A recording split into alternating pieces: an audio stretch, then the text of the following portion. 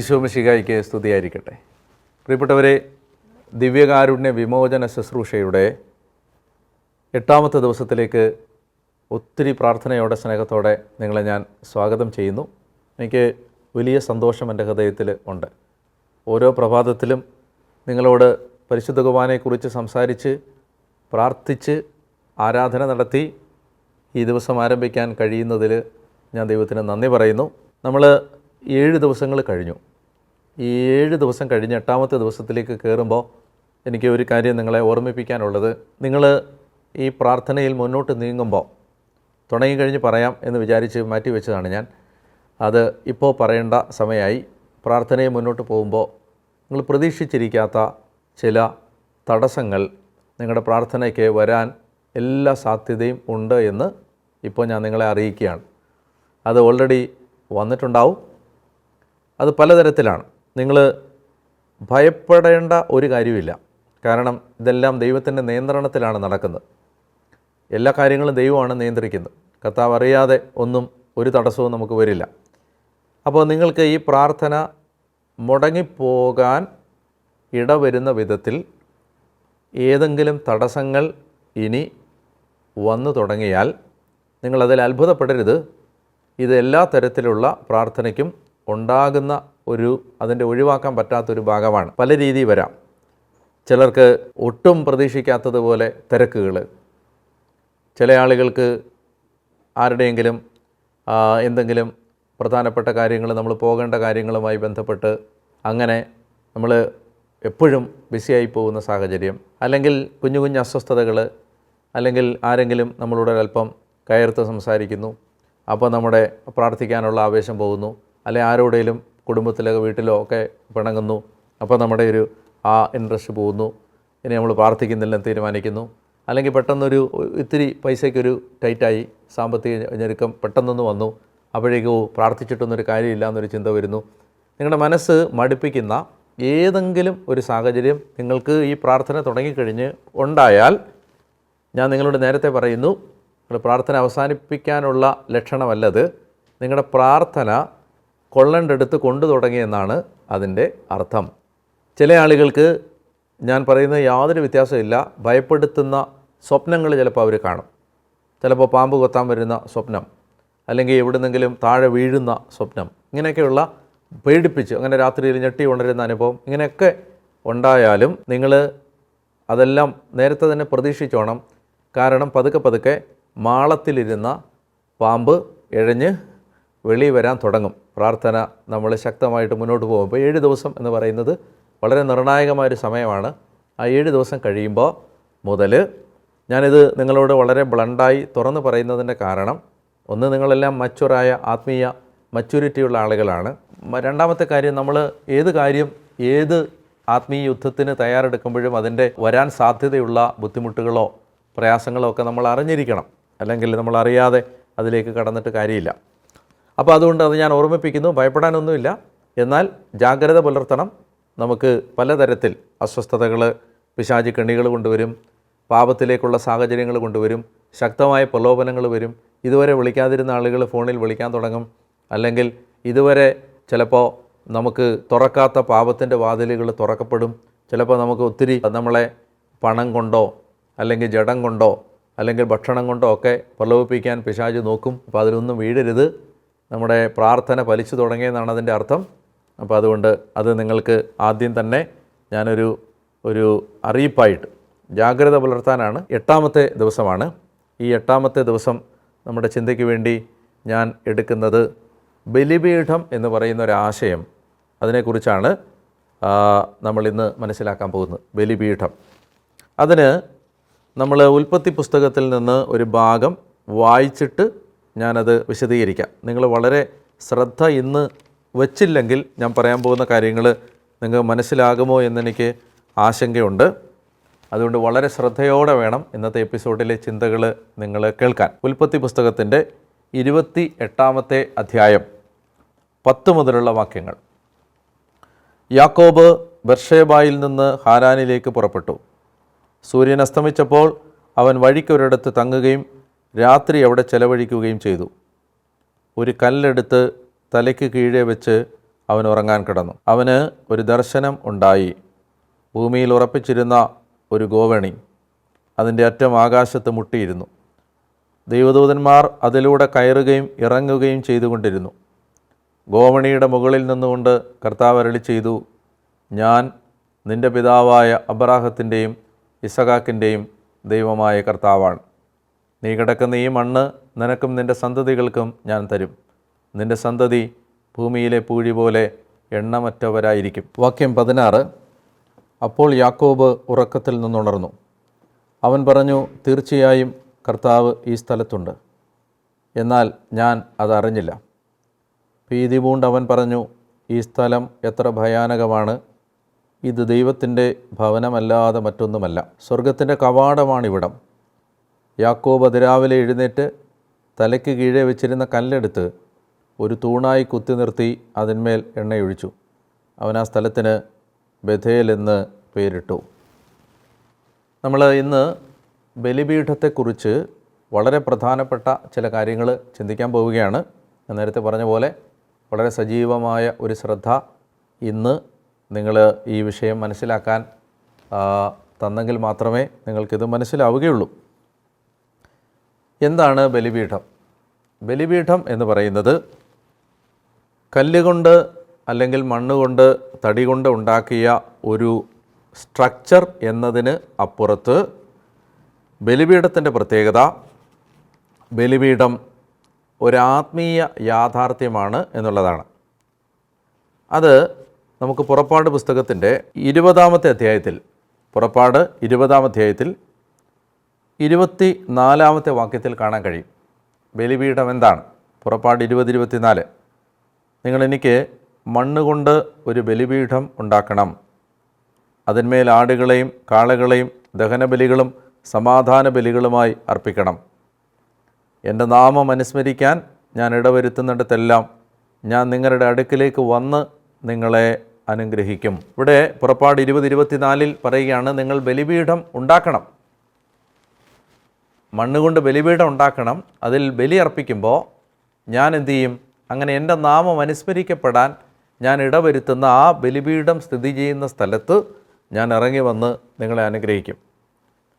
അതായത് ബലിപീഠം ആ ആത്മീയ ലോകത്ത് സ്ഥിതി ചെയ്യുന്ന ദൈവാത്മാവിന്, ഈശോയ്ക്ക്, പിതാവായ ദൈവത്തിന്, പരിശുദ്ധാത്മാവിന് എല്ലാം ഈ ഭൂമിയിലേക്ക് വന്ന് മനുഷ്യൻ്റെ ജീവിതത്തിൽ ഇടപെടുന്നതിനുള്ള മീഡിയമാണ് ബലിപീഠം. എന്ന് പറഞ്ഞാൽ ബലിപീഠം ഒരു സ്ട്രക്ചർ, നമ്മൾ കാണുന്ന ഒരു സ്ട്രക്ചർ എന്നതിനപ്പുറത്ത് ആ ബലിപീഠം മനുഷ്യൻ്റെ ജീവിതത്തിൽ ദൈവം പ്രവർത്തിക്കുന്നതിന് ദൈവം എടുക്കുന്ന ലൊക്കേഷനാണ് ബലിപീഠം. അവിടെ ലൊക്കേറ്റ് ചെയ്തുകൊണ്ടാണ്, അവിടെ വസിച്ചുകൊണ്ടാണ് ദൈവം മനുഷ്യൻ്റെ ജീവിതത്തിൽ ഇടപെടുന്നത്. അപ്പോൾ അതുകൊണ്ടാണ് ഇവിടെ പുറപ്പാട് 20-24 പറയുന്നത്, നിങ്ങൾ എനിക്ക് ബലിപീഠം ഉണ്ടാക്കണം. അങ്ങനെ എൻ്റെ നാമം അനുസ്മരിക്കപ്പെടാൻ ഈ ബലിപീഠം സൃഷ്ടിക്കപ്പെടുന്ന സ്ഥലത്ത് ഞാൻ വന്ന് നിങ്ങളെ അനുഗ്രഹിക്കും. അപ്പോൾ എവിടെ ബലിപീഠം ഉണ്ടോ അവിടെ നിന്ന് ദൈവത്തിൻ്റെ ശക്തി, ദൈവത്തിൻ്റെ സാന്നിധ്യം, ദൈവത്തിൻ്റെ പ്രവൃത്തി മനുഷ്യൻ്റെ ജീവിതത്തിലേക്ക് ഇടപെടുന്നതിനുള്ള മീഡിയമാണ് ബലിപീഠം. അതാണ് ഒരു ആശയം മനസ്സിൽ വെക്കേണ്ടത്. അപ്പോൾ അതുകൊണ്ട് ബലിപീഠത്തിന് ദൈവത്തിൻ്റെ പ്രവൃത്തി നമ്മുടെ ജീവിതത്തിൽ കൊണ്ടുവരാനുള്ള ആ മീഡിയേറ്ററി പവറുണ്ട്. ബലിപീഠത്തിന് അതിനുള്ള ശക്തിയുണ്ട്. ആ ബലിപീഠത്തിലാണ് ദൈവം വന്ന് ഇറങ്ങി. ഇപ്പോൾ വിമാനം വന്ന് എയർപോർട്ടിൽ വന്ന് ലാൻഡ് ചെയ്യുന്നത് പോലെ ദൈവം വന്ന് വസിച്ച് മനുഷ്യൻ്റെ ജീവിതത്തിലേക്ക് പ്രവർത്തിക്കുന്ന ആ മീഡിയമാണ്, ആ ലോഞ്ചിങ് പാഡാണ് ബലിപീഠം. ഇതാണ് മനസ്സിലേക്ക് വെക്കേണ്ട ആദ്യത്തെ കാര്യം. രണ്ടാമത്തെ കാര്യം, ഈ ബലിപീഠത്തിന് ജീവനുണ്ട്. നിങ്ങൾ നന്നായിട്ട് ശ്രദ്ധിക്കണം. ബലിപീഠത്തിന് ജീവനുണ്ട് എന്ന് പറഞ്ഞാൽ ബലിപീഠം ഇത് പണിഞ്ഞവൻ മരിച്ചാലും ബലിപീഠം മരിക്കത്തില്ല. ബലിപീഠം നിർമ്മിച്ചവൻ ഇല്ലാതായാലും ബലിപീഠം ഇല്ലാതാവില്ല. ആ സ്ട്രക്ചർ ഇല്ലാതാവില്ലെന്നല്ല ഞാൻ പറയുന്നത്, അവിടെ പ്രവർത്തിച്ചിരുന്ന ദൈവിക ശക്തി ഇല്ലാതാവുന്നില്ല. ഞാൻ അതിന് ഒരു ഉദാഹരണം, ഒന്നല്ല ഒരുപാട് ഉദാഹരണം ബൈബിളിലുണ്ട്. ഞാൻ ഒരു ഉദാഹരണം നിങ്ങൾക്ക് ബൈബിളിൽ നിന്ന് കാണിച്ചു തരാം. അതാണ് നമ്മൾ ആദ്യം വായിച്ച വചനഭാഗം. ഉൽപ്പത്തി പുസ്തകത്തിൽ 28-ാം അധ്യായത്തിൽ യാക്കോബ് കാണുന്ന സ്വപ്നം. എവിടെ വെച്ചാണ് യാക്കോബ് ഈ സ്വപ്നം കാണുന്നത്?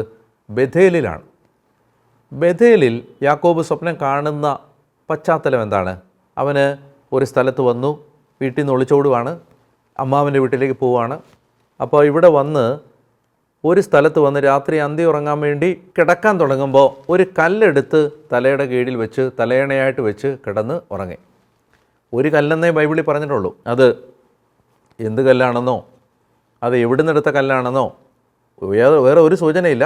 ഏതോ ഒരു കല്ല് എടുത്ത് വെച്ച് കിടന്ന് ഉറങ്ങി. പക്ഷേ ഈ കല്ലെടുത്ത് വെച്ച് അവൻ കിടന്ന് ഉറങ്ങുമ്പോൾ അവൻ്റെ ഒരു സ്വപ്നം കാണുകയാണ്. ഓരോ വാക്കും പ്രധാനപ്പെട്ടതാണ്. ആ സ്വപ്നത്തിൽ അവൻ ദൈവത്തെ കാണുകയാണ്. ദൈവദൂതന്മാർ കയറുകയും ഇറങ്ങുകയും ചെയ്യുന്നു. ദൈവദൂതന്മാർ വരികയും പോവുകയും ചെയ്യുന്നു ഒരു സ്ഥലത്തേക്ക്. ഇനി ആ ഏണിയുടെ മുകളറ്റത്ത് നിന്ന് ദൈവം അവനോട് പറയുകയാണ്, ഞാൻ നിൻ്റെ പിതാവായ അബ്രാഹത്തിൻ്റെയും ഇസഹാക്കിൻ്റെയും ദൈവമാണ്. അപ്പോൾ അവൻ ആരെയൊക്കെ കാണുന്നത്? ഈ കല്ലെടുത്ത് തലയണയായിട്ട് കിടന്നുറങ്ങുമ്പോൾ അവൻ കാണുന്നത്, ഒന്ന്, ദൈവദൂതന്മാർ വരികയും പോവുകയും ചെയ്യുന്നു. രണ്ട്, അവൻ ദൈവത്തെ കാണുന്നു, അവൻ ദൈവത്തിൻ്റെ സ്വരം കേൾക്കുന്നു. ദൈവം എന്താ പറയുന്നത്? ഞാൻ നിൻ്റെ അപ്പൻ്റെയും വല്യപ്പൻ്റെയും ദൈവമാണെന്ന്. ഈ സ്ഥലം ഏതാണ്? ഇത് ബഥേലാണ്. ഈ ബഥേലിന് ഇവൻ്റെ അപ്പനുമായോ വല്യപ്പനുമായോ എന്തെങ്കിലും ബന്ധമുണ്ടോ എന്ന് നമ്മൾ പരിശോധിച്ചാൽ, നമ്മൾ ഉൽപ്പത്തി പുസ്തകം 12 നിങ്ങൾ പിന്നീട് വായിച്ചാൽ മതി. അബ്രാഹാം ബലിപീഠം പണിത സ്ഥലമാണ് ബഥേൽ. ആ ബലിപീഠം പണിത ആ സ്ഥലത്തെ ഒരു കല്ലെടുത്താണ് ഈ കൊച്ചുമകൻ തലയണയായിട്ട് കിടന്നുറങ്ങുന്നത്. നിങ്ങൾ ബൈബിൾ ശ്രദ്ധിച്ച് വായിക്കുന്നവരാണെങ്കിൽ പെട്ടെന്ന് നിങ്ങൾക്ക് മനസ്സിലാവും, ഇത് വേറെ ഏതെങ്കിലും ഒരു സാധാരണ കല്ലല്ല, മറിച്ച് ഇത് ആ ബലിപീഠത്തിൻ്റെ ഒരു കല്ലാണ്. ആ കല്ലെടുത്ത് വെച്ച് തലയെ വെച്ച് കിടക്കുമ്പോഴാണ് അവന് അവിടെ ഓപ്പറേറ്റ് ചെയ്ത ദൈവദൂതന്മാർ, ദൈവം, അപ്പൻ്റെ ദൈവമെന്ന് ദൈവം പറയുന്ന സ്വരം, ഇതെല്ലാം ആക്ടിവേറ്റ് ആവുന്നത്. അതായത് ബഥേലിൽ വെച്ച് യാക്കോബിന് ദൈവത്തിൻ്റെ കണക്ഷൻ, ദൈവത്തിൻ്റെ ബന്ധം കിട്ടുന്നത് ബലിപീഠത്തിൻ്റെ കല്ലെടുത്ത് തലയെ വെച്ച് കിടന്നുറങ്ങുമ്പോഴാണ്.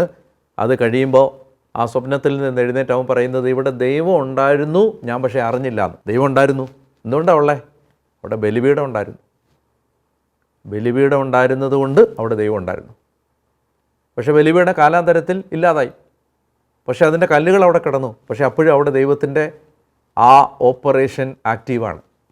അതുകൊണ്ടാണ് ആ കല്ലെടുത്ത് തലയിൽ വെക്കുമ്പോൾ പെട്ടെന്ന് ആ കണക്ഷൻ എസ്റ്റാബ്ലിഷ്ഡ് ആവുന്നത്. അവൻ ഇന്ന് വരെ കണ്ടിട്ടില്ലാത്ത അപ്പൻ്റെ ദൈവത്തെ അവൻ കാണുകയാണ്. ഇന്ന് വരെ കേട്ടിട്ടില്ലാത്ത ആ ദൈവത്തിൻ്റെ സ്വരം അവൻ കേൾക്കുകയാണ്. അപ്പോൾ അവൻ എന്ത് ചെയ്തു? പെട്ടെന്ന് അവന് കാര്യം പിടികിട്ടി. അവൻ ആ കല്ലെടുത്ത് നാട്ടി നിർത്തി എണ്ണയൊഴിച്ചു. അവൻ വീണ്ടും അവിടെ ബലിയർപ്പിക്കുന്നു.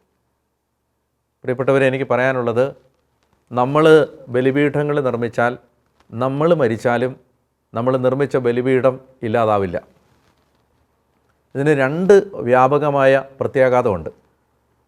ആ 2 ഫലമുണ്ട്. ഒന്നാമത്തേത്, നമ്മൾ ദൈവത്തിനാണ് ബലിപീഠം പണിയുന്നതെങ്കിൽ നമ്മുടെ തലമുറകളിലൂടെ ആ ബലിപീഠം ഇല്ലാതാവില്ല. ആ ദൈവത്തിൻ്റെ പ്രവൃത്തി തലമുറകളിൽ നിൽക്കും.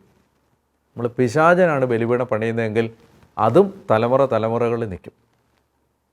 ആർക്കാണ് ബലിപീഠം പണിയുന്നതെന്നുള്ളതും വളരെ പ്രധാനപ്പെട്ടതാണ്. അപ്പോൾ അതാണ് ഒരു കാര്യം ബലിപീഠവുമായി ബന്ധപ്പെട്ട് മനസ്സിൽ വെക്കേണ്ടത്.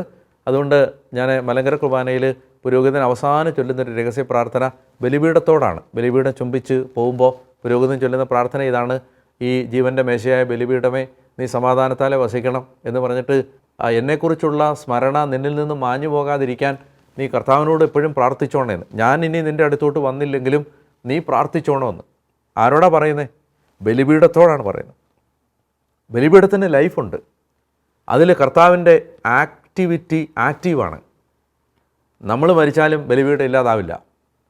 എന്താണ് നമുക്ക് ദിവ്യകാരുണ്യവുമായിട്ട് ബന്ധപ്പെട്ട് ചിന്തിക്കുമ്പോൾ ടേക്ക് അവേ? അതായത് നമ്മൾ ഓരോ ദിവസവും ദേവാലയത്തിൽ പോയി ബലിയർപ്പിക്കുമ്പോൾ നമ്മൾ നമ്മുടെ ബലിപീഠങ്ങൾ നിർമ്മിക്കുകയാണ്. നമ്മൾ മരിച്ചാലും ആ ബലിപീഠം ഇല്ലാതാവില്ല. പലപ്പോഴും ആവർത്തിച്ച് പറഞ്ഞിട്ടുണ്ട്. ഞാൻ ഇന്ന് ബൈബിള് വായിക്കുമ്പോഴും പഠിക്കുമ്പോഴും പഠിപ്പിക്കുമ്പോഴും അല്ലെങ്കിൽ അതിനുവേണ്ടി ജീവിക്കുമ്പോഴും ഒക്കെ എനിക്ക് എൻ്റെ വല്യമ്മ ഒരു വലിയ മാതൃകയായിരുന്നു. എൻ്റെ അപ്പൻ്റെ അമ്മ വെളുപ്പാങ്കാലത്ത് എഴുന്നേറ്റിരുന്ന് ഓരോ പ്രഭാതത്തിലും ബൈബിൾ ഇങ്ങനെ മണിക്കൂറുകൾ വായിച്ചുകൊണ്ടിരുന്നൊരു വല്യമ്മയെ ചെറുപ്പത്തിൽ ഞാൻ ഒത്തിരി തവണ കണ്ടിട്ടുണ്ട്. ഇന്ന് ഞാൻ ഇവിടെ ഇരുന്ന് നിങ്ങളോട് വചനം പറയുമ്പോൾ എൻ്റെ വല്യമ്മ പണിത ബലിപീഠമാണത്. അതാണ് ഇതിപ്പോൾ അടുത്ത 3ാമത്തെ തലമുറയിലും ആക്റ്റീവായിട്ട് നിൽക്കുന്നത്. അപ്പോൾ ഇത് നമ്മളില്ലാതായാലും ബലിപീഠം ഇല്ലാതാവില്ല. നമ്മൾ പണിയുന്ന ബലിപീഠം നമ്മുടെ മക്കൾ, അവരുടെ മക്കൾ അങ്ങനെ പോവും. അതുകൊണ്ട് ഗിദെയോനോട് പറയുന്നുണ്ട് 6-ാം അധ്യായത്തിൽ 25-ാം വാക്യത്തിൽ, ന്യായാധിപന്മാർ 6:25 ഗിദെയോനോട് പറയുന്നുണ്ട്, നിൻ്റെ അപ്പനുണ്ടാക്കിയ ബാലിൻ്റെയും അശേരയുടെയും ബലിപീഠം തകർത്ത് അവിടെ യഹോവയുടെ കർത്താവിൻ്റെ ബലിപീഠം പണിയണം. നമ്മുടെ പൂർവികർ പിശാചിന് ബലിപീഠം പണിതിട്ടുണ്ടെങ്കിൽ അത് തകർക്കാനുള്ള ഉത്തരവാദിത്വം നമുക്ക് ഓരോരുത്തർക്കുമാണ്. അതെങ്ങനെ നമ്മൾ തകർക്കേണ്ടത്? അവിടെ യഹോവയുടെ ബലിപീഠം പണിതിട്ടാണ്. കർത്താവിൻ്റെ ബലിപീഠം എന്ന് പറഞ്ഞാൽ ദൈവത്തെ ആരാധിച്ചുകൊണ്ടാണ്. നമ്മൾ ഓരോ കുർബാനയ്ക്ക് പോയി പങ്കെടുക്കുമ്പോഴും നമ്മൾ ഓർക്കണം, കർത്താവ് ഈശോ മിശിഹാ കുരിശിൽ നാട്ടിയ ആ ബലിപീഠത്തിലാണ് ബലിയർപ്പിക്കപ്പെടുന്നത്. നമ്മൾ നമ്മുടെ ബലിപീഠങ്ങൾ പണിയുകയാണ്. അതുകൊണ്ട് അത് നിസ്സാരമല്ല. ഇത് നമ്മുടെ ജീവിതം കൊണ്ട് അവസാനിക്കില്ല. നമ്മൾ തീർക്കുന്ന ബലിപീഠങ്ങൾ നമ്മൾ മരിച്ചാലും നിലനിൽക്കും എന്ന ചിന്ത നിങ്ങളുടെ മനസ്സിൽ മായാതെ നിൽക്കട്ടെ എന്ന് ഞാൻ പ്രാർത്ഥിക്കുന്നു. നമുക്ക് ഇന്ന് നമ്മുടെ ഹൃദയത്തിൽ ഉണ്ടാവേണ്ട പുണ്യം നന്ദിയാണ്, ഗ്രാറ്റിറ്റ്യൂഡ്. നമ്മൾ ഒത്തിരി കാര്യങ്ങളെക്കുറിച്ച് നന്ദിയില്ലാത്തവരാണ്. അപ്പോൾ ഇന്ന് നമുക്ക് ഒരു 8-10 കാര്യങ്ങൾ ഓർത്ത് ദൈവത്തിനൊന്ന് നന്ദി പറയാം. അപ്പോൾ അതൊരു പരിശീലനമാവും. പിന്നെ അപ്പോൾ അങ്ങനെ ആകുമ്പോൾ നന്ദിയുടെ ഓപ്പോസിറ്റ് എന്താ? നന്ദികേട് അല്ലേ? നന്ദിയില്ലാത്ത അവസ്ഥ. നന്ദിയില്ലാത്തതിൻ്റെ ഏറ്റവും വലിയ ലക്ഷണമാണ് പരാതി പറച്ചിൽ, പരാതി. അതുകൊണ്ട് നമുക്ക് ഇന്നത്തെ ഒഴിവാക്കേണ്ട പാപം, vice to be removed is ingratitude, അല്ലെങ്കിൽ ദി ബിഹേവിയർ ഓഫ് കംപ്ലൈനിങ്. നമുക്ക് പരാതി പറയുന്നത്, നമുക്കിന്ന് ഇങ്ങനെ 24 മണിക്കൂർ ഇങ്ങനെ ചിന്തിച്ചാലോ, ഇന്ന് ഞാൻ ഒരു പരാതിയും പറയില്ല. 24 മണിക്കൂർ നിസ്സാരമല്ല, എളുപ്പമല്ല. ഇന്ന് ഞാൻ ഒരു പരാതിയും, എന്ത് കുഴപ്പമുണ്ടെങ്കിൽ ഇന്നൊരു കംപ്ലൈൻറ്റും പറയില്ല. പരാതി പറയാത്തൊരു ദിവസം, അത് നമുക്ക് ഇന്നത്തെ ടാസ്ക്കായിട്ട് അത് എടുക്കാം. നമുക്ക് കർത്താവിനോട് പ്രാർത്ഥനയാക്കി മാറ്റേണ്ടത് ഇതാണ്. അത് ഒരു വചനം തന്നെ നമുക്ക് എടുക്കാം പ്രാർത്ഥനയായിട്ട്. സങ്കീർത്തനം 116-ൻ്റെ 12, 13, 14 എൻ്റെ ദൈവം എനിക്ക് ചെയ്ത ഉപകാരങ്ങൾക്ക് ഞാൻ എങ്ങനെ നന്ദി പ്രകാശിപ്പിക്കും? രക്ഷയുടെ പാനപാത്രം ഉയർത്തി കർത്താവിൻ്റെ നാമം, യഹോവയുടെ നാമം ഞാൻ വിളിച്ചപേക്ഷിക്കും. സകല ജനത്തിൻ്റെയും മുമ്പാകെ അവിടുത്തെ നേർച്ചകൾ ഞാൻ നിറവേറ്റും. നമുക്ക് ഈ പ്രാർത്ഥന നമ്മുടെ ഹൃദയത്തിലേക്ക് ഏറ്റെടുക്കാം. നമുക്ക് വലിയ അനുഗ്രഹമാകത്തക്ക വിധം ഇന്ന് നമ്മുടെ ആരാധനയിലേക്ക് ആശീർവാദത്തിന് വേണ്ടി പ്രവേശിക്കുകയും ചെയ്യാം.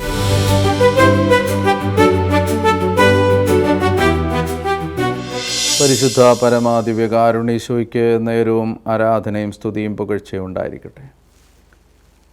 പ്രിയപ്പെട്ടവരെ, ഇന്നത്തെ ആരാധനയിൽ നമുക്ക് നമ്മുടെ ജീവിതത്തിൽ കർത്താവിൽ നിന്ന് ബലിപീഠങ്ങൾ പണിയാനുള്ള കൃപ ചോദിച്ച് പ്രാർത്ഥിക്കാം. വ്യക്തിപരമായ പ്രാർത്ഥനാ ജീവിതം വർദ്ധിക്കാനും അതുപോലെ തന്നെ ദേവാലയത്തിൽ പോയി ദൈവത്തെ ആരാധിക്കാനും വിശുദ്ധ കുർബാന മുടക്കാതെ എല്ലാ ദിവസങ്ങളിലും പങ്കെടുക്കാനും കർത്താവേ, ആത്മീയ ബലിപീഠങ്ങൾ അനുദിനം പണിതുയർത്താനും വേണ്ട കൃപ തരണമേ എന്ന് പ്രാർത്ഥിക്കാം.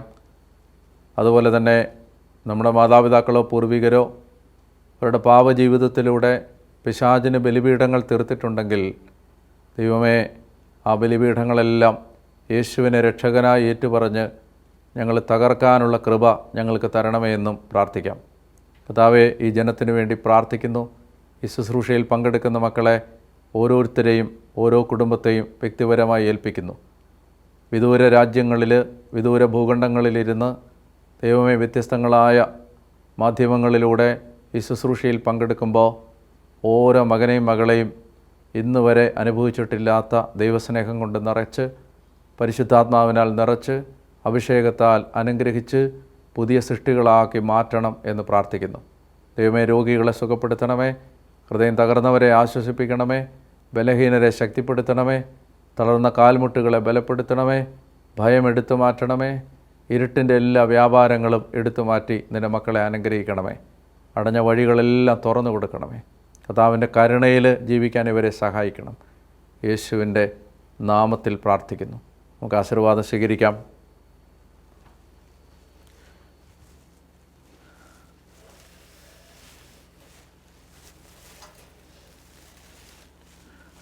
സർവശക്തനായ ദൈവം നിങ്ങളെ അനുഗ്രഹിച്ച് ആശീർവദിക്കട്ടെ. പിതാവായ ദൈവം അവിടുത്തെ സ്നേഹത്തിൽ നിങ്ങളെ ചേർത്ത് വെക്കട്ടെ. പുത്രനായ യേശു തൻ്റെ പരിശുദ്ധ രക്തത്താൽ നിങ്ങളെ കഴുകി വിശുദ്ധീകരിക്കട്ടെ. പരിശുദ്ധാത്മാവ് നിങ്ങളെ പരിപാലിക്കുകയും അനുഗ്രഹിക്കുകയും ദൈവകൃപയിൽ നിലനിർത്തുകയും ചെയ്യട്ടെ. ഈ ആത്മീയ ശുശ്രൂഷയിൽ പങ്കെടുക്കുന്ന നിങ്ങളെല്ലാവരെയും ദൈവം അനുഗ്രഹിച്ച് നിങ്ങളുടെ ബന്ധനങ്ങൾ തകർത്ത് നിങ്ങളുടെ തടസ്സങ്ങൾ മാറ്റി നിങ്ങൾക്ക് ആത്മീയ വളർച്ച നൽകി ഭൗതിക പുരോഗതി നൽകി അനുഗ്രഹിക്കട്ടെ. കർത്താവായ യേശുവിൻ്റെ വിലയേറിയ ശരീരത്തിൻ്റെ യോഗ്യതകളിൽ തന്നെ ആമേൻ. പരിശുദ്ധ പരമദിവ്യകാരുണ്യേശോയ്ക്ക് എന്നേരവും ആരാധനയും സ്തുതിയും പുകഴ്ചയും ഉണ്ടായിരിക്കട്ടെ.